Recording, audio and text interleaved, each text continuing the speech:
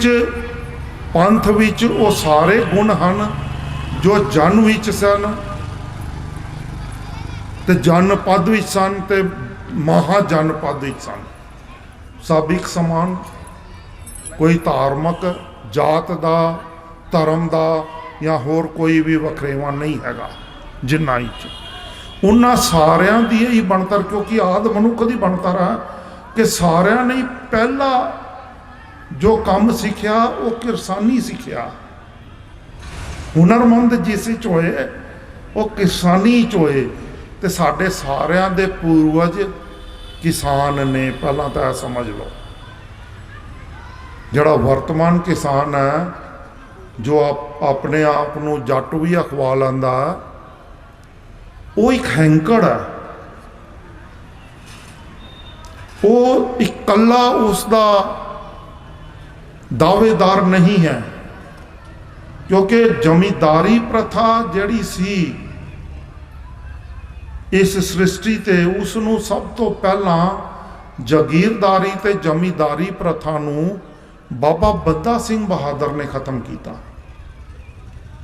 ते किहड़ा संद इस्तेमाल करके किया? गुरु नानक दी विचारधारा। संद है गुरु नानक दी विचारधारा। हुण भी एक भुलेखा पाया जाता जो असीं कह दिंदे हां जी उन्होंने जट्टां नूं जमीनां दित्तियां ना।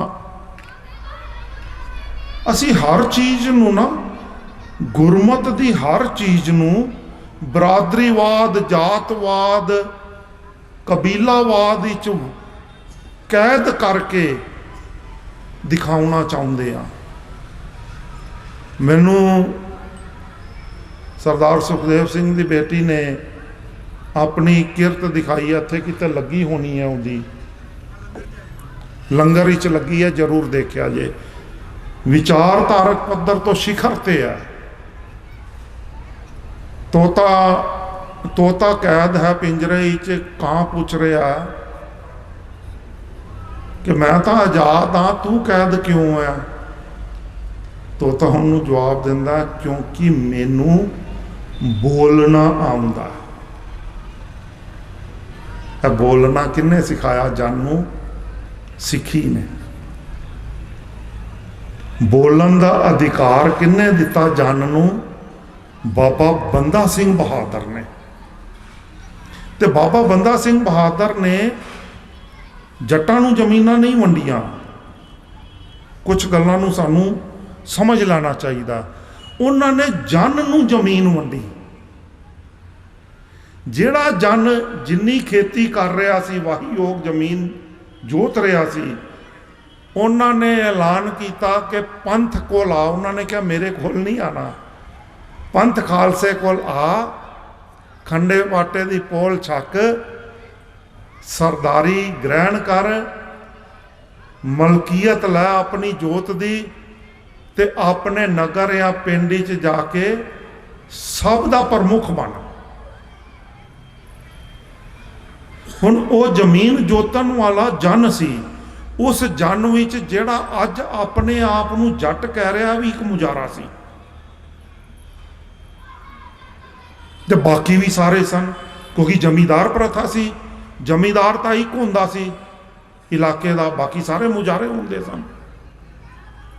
जिहड़ी मर्जी तुसीं उहदी जात कह लो, जिहड़ी मर्जी गोत कह लो, तो सारे ही मुजारे ने।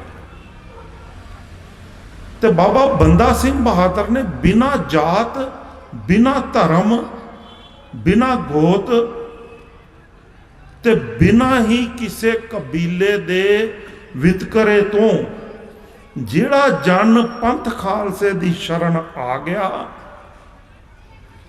उसनों खालसताई बख्शिश की, जमीन का मालक बनाया ते अपने नगर की सरदारी बख्श दी। इथों मोड़ा पिया जे पंजाब का।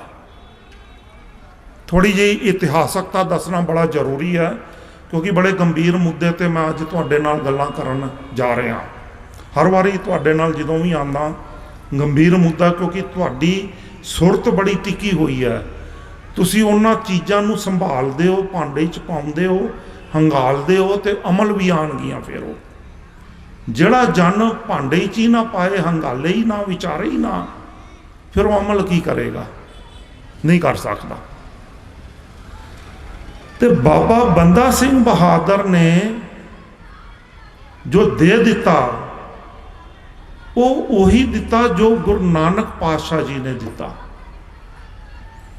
ਅਸੀਂ ਕਹਿ ਦਿੰਦੇ ਆ ਕਿ ਗੁਰੂ ਨਾਨਕ ਪਾਤਸ਼ਾਹ ਜੀ ਨੇ ਕੁਛ ਰੁਪਈਆਂ ਨਾਲ, ਚਾਹੇ 20 ਰੁਪਏ ਕਹਿ ਲਓ, ਚਾਹੇ ਜਿੰਨੇ ਮਰਜ਼ੀ ਕਹਿ ਲਓ, ਲੰਗਰ ਆਰੰਭ ਕੀਤਾ, ਕੁਝ ਸਾਧੂਆਂ ਨੂੰ ਖਵਾ ਦਿੱਤਾ। ਸਾਖੀਕਾਰਾਂ ਨੇ ਸਾਡੇ ਨਾਲ ਬੜੀ ਹੀ ਬੇਈਮਾਨੀਆਂ ਕੀਤੀਆਂ ਨੇ, ਕਿਉਂਕਿ ਉਹ ਸਾਰੇ ਹੀ ਜਨ ਨਹੀਂ ਸਨ। ਉਹ ਗੋਤ ਵਿੱਚ ਲਿਬੜੇ ਹੋਏ ਸਨ, ਉਹ ਜਾਤਾਂ ਵਿੱਚ ਲਿਬੜੇ ਹੋਏ ਸਨ, ਉਹ ਮਨੁੱਖੀ ਵੰਡਦਾਰੀ 'ਚ ਲਿਪਟੇ ਹੋਏ ਸਨ। ਤੁਸੀਂ ਕਦੀ ਸੋਚੋ ਕਿ ਉਸ ਵੇਲੇ ਦੇ ਜਿਹੜਾ ਲੋਧੀ ਕਾਲ ਦਾ ਇਤਿਹਾਸ ਮਿਲਦਾ ਹੈ, ਲੋਧੀ ਕਾਲ ਦੇ ਇਤਿਹਾਸ ਵਿੱਚ ਉਸ ਵੇਲੇ ਦੇ ਘੋੜਸਵਾਰ ਸਿਪਾਹ ਸਲਾਰ ਨੂੰ ਜੇ 1 ਰੁਪਈਆ ਮਹੀਨੇ ਦੀ ਤਨਖਾਹ ਮਿਲਦੀ ਹੋਏ, ਤੇ ਮੇਰਾ ਸਤਿਗੁਰ ਨਾਨਕ 20 ਰੁਪਈਆਂ ਵਿੱਚ 16 ਜਾਂ 21 ਸਾਧੂਆਂ ਨੂੰ ਲੰਗਰ ਛਕਾਏਗਾ, ਉਹ ਵੀ ਇੱਕ ਡੰਗ ਦਾ।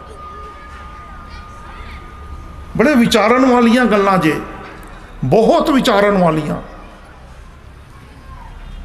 1 ਰੁਪਈਏ ਤਨਖਾਹ ਨਾਲ ਉਹ ਘੋੜਸਵਾਰ ਸਿਪਾਹੀ ਪੂਰਾ ਮਹੀਨਾ ਆਪਣਾ ਟੱਬਰ ਪਾਲਦਾ ਤੇ ਆਪਣੀ ਜਾਨ ਦੇਣ ਨੂੰ ਵੀ ਤਿਆਰ ਆ ਰਾਜੇ ਵਾਸਤੇ।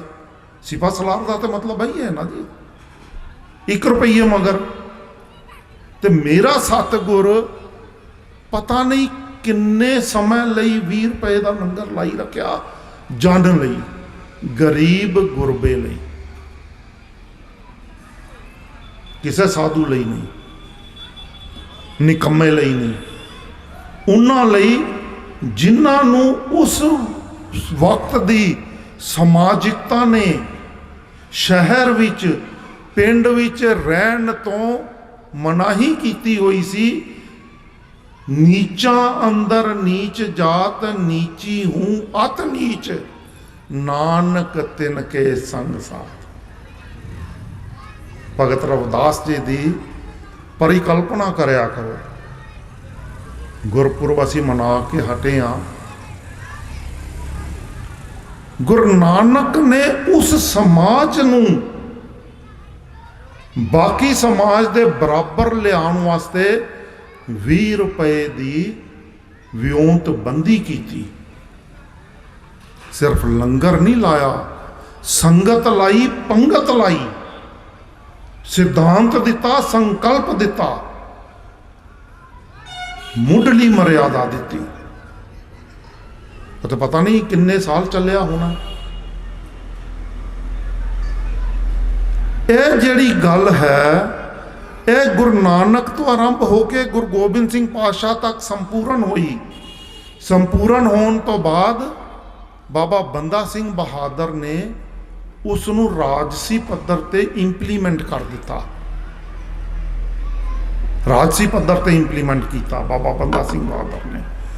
ਇਹੀ ਵਜ੍ਹਾ ਹੈ ਕਿ ਪੰਜਾਬ ਦਾ, ਜਿਹਨੂੰ ਅਸੀਂ SC ਤੇ ST ਕਹਿੰਦੇ ਆ, ਉਹ BC ਕਹਿੰਦੇ ਆ, ਉਹ ਬਹੁਤ ਉੱਨਤ ਹੈ। ਉਹ ਆਪਣੀ ਵਾਕ ਸੁਤੰਤਰਤਾ ਰੱਖਦਾ, ਬਾਕੀ ਭਾਰਤ ਦਾ ਹਾਲੇ ਤੱਕ ਨਹੀਂ ਜੇ ਰੱਖਦਾ। ਇਹੀ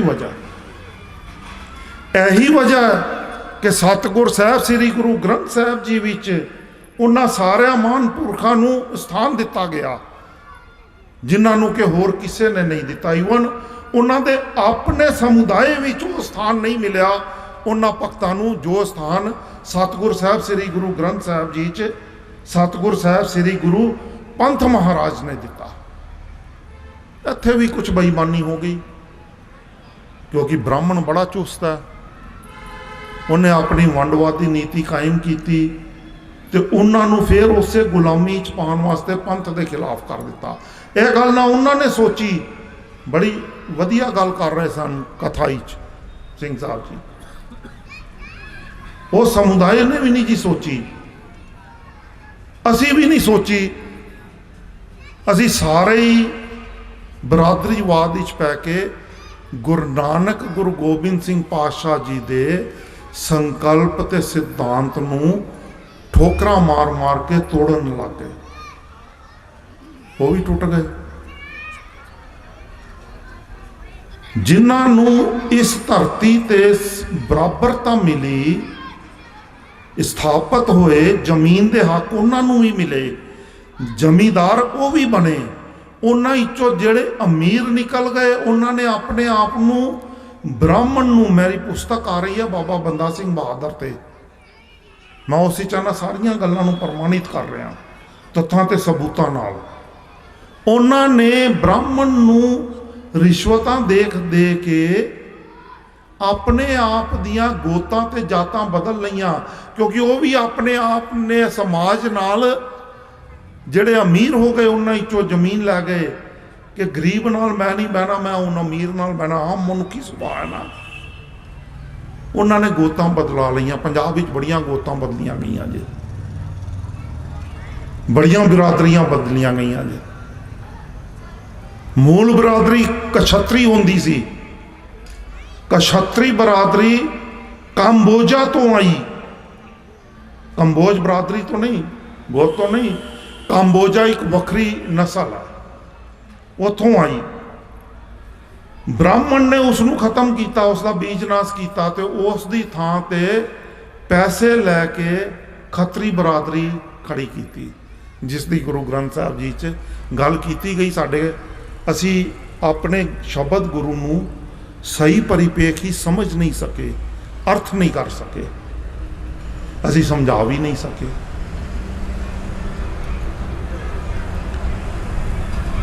ਉਹ ਇੱਕ ਵੱਖਰੀਆਂ ਗੱਲਾਂ ਨੇ, ਪਰ ਮੈਂ ਕਹਿਣਾ ਚਾਹੁੰਦਾ ਕਿ ਜਨ ਨੂੰ ਵੰਡਿਆ ਗਿਆ।